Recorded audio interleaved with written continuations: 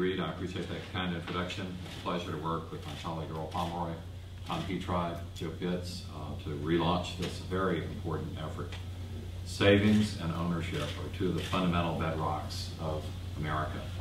And sometimes we need to remind our constituents and citizens of this fact. The recession has helped us remind them. That's an unfortunate way to do it. But we're looking at a number of policy options that help encourage thrift and ownership. I want to commend to you this new report about upward mobility and savings. That's a connection that so often we do not make. Upward mobility is the American dream. And how do we help more people attain that dream? There's some fascinating nuggets in the report. If you have a parent or parents that are future-oriented, that gives you a much greater chance as a child, even if you're from a very low-income household, to get ahead. So that's really the key. It's the orientation of your parents toward the future, as evidenced through their thrift behavior. Are they saving for that rainy day?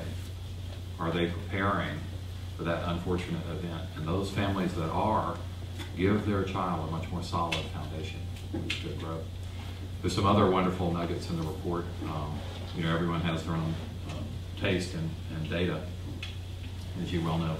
You are entitled to your own opinion, but you're not entitled to your own facts. And there's some amazing, if not facts, at least factoids in this. For a poor person who borrows $300, $350 from one of these payday lenders, the average amount they will pay to have borrowed that money is well over $700. That's an astonishing thing. $4.2 billion in fees to these so-called predatory lenders that just keep the lower class the lower class. Is that the American dream? I don't think so. And yet so many people don't put the numbers in that simple graphic form. Like sometimes in business school classes they have what's called a dollar auction. And that's designed to find the dumbest people in the class. Who's going to bid more than $1 for $1? Well, you'd be surprised. In the heat of an auction, people do crazy things. Well, in the heat of everyday living, a lot of folks back home are doing some crazy things. Albert Einstein is supposed to have said that the most powerful force on earth is not nuclear power. It's compound interest. And when you're a debtor and that's working against you, that is not the right incentive structure for the American dream.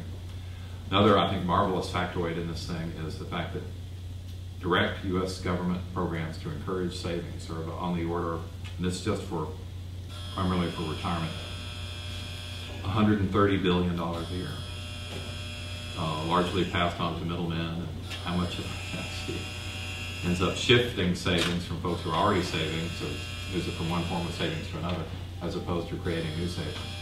It's astonishing if you look at government programs in an orderly fashion and really try to measure which ones are working, which ones aren't. There are a lot of surprises here. So it's going to be a great policy area, regardless whether you're interested in health fringe benefits or retirement benefits or personal savings or planning on buying a used car or a new home, whatever folks are focused on.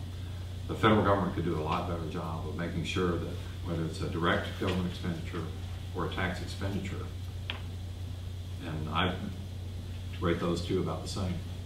We need to be focusing on that. There's a marvelous staffer who unfortunately has left the Hill, Ed Kleinbard, who's the head of the Joint Tax Committee staff, who pointed out that now the side pocket jurisdiction of the Ways and Means Committee is $1.2 trillion, the tax expenditure jurisdiction, which is seldom examined.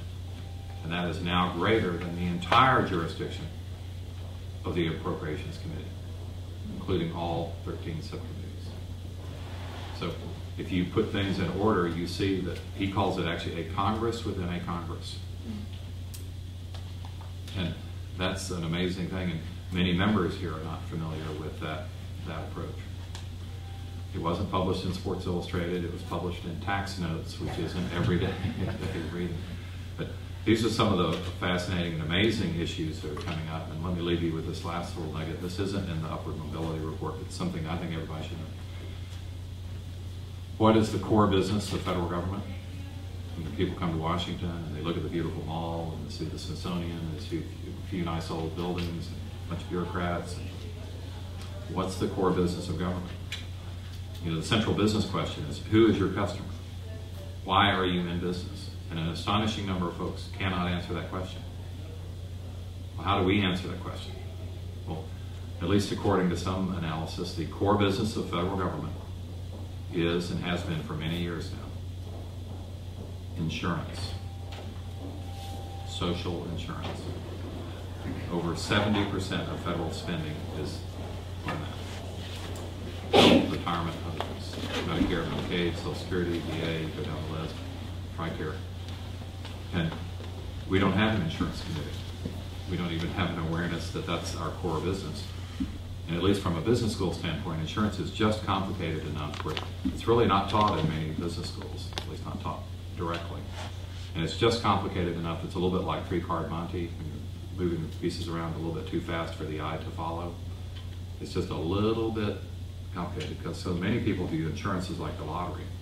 And you get a good deal if you pay in a little bit and get a big payout. Well, in aggregate insurance, it's not like that. The pay-in has to equal the payout. And some people will pay more, some people will pay less in their receipts. And a lot of folks in policy, in the policy world, don't want to wrap their minds around that. But I want to thank y'all for being here. I don't see any of my other co-chairs at this point, but we need to hear from the presenters. And I'm on your schedule. They just called a vote, as you heard. Yeah. So, thank you so much for joining us today. Thank you. We're going to